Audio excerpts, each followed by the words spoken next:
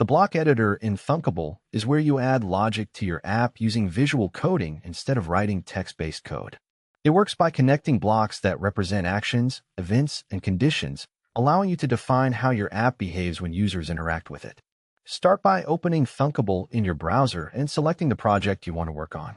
Once your project loads, choose the screen where your app elements are located. Click on a component such as a button, text input, or label, then switch to the blocks view. This opens the visual coding workspace.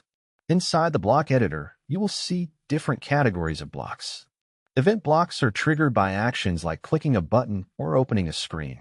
Action blocks perform tasks such as changing text, navigating between screens, or updating data. Logic blocks allow you to add conditions like checking if an input is empty or if a value meets a certain requirement. To create functionality, start with an event block. For example, select a button and use the block that says, "When button click." This becomes the starting point of your logic. Next, drag an action block and connect it to the event. You might connect it to a block that changes a label's text, opens another screen, or saves data.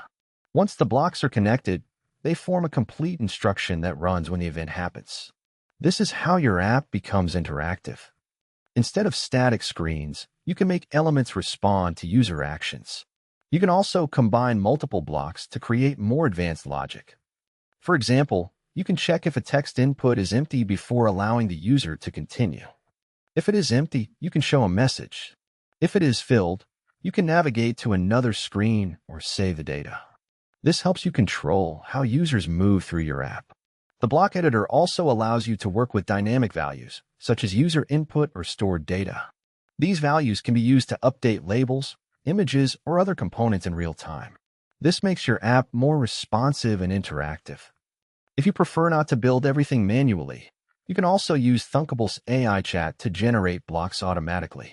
You just describe what you want in plain language, and the system creates the logic for you inside the block editor.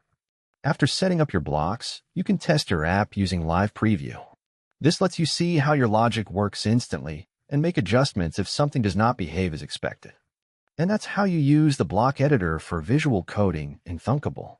You open the blocks view, connect event and action blocks, and build interactive behavior by snapping visual pieces together.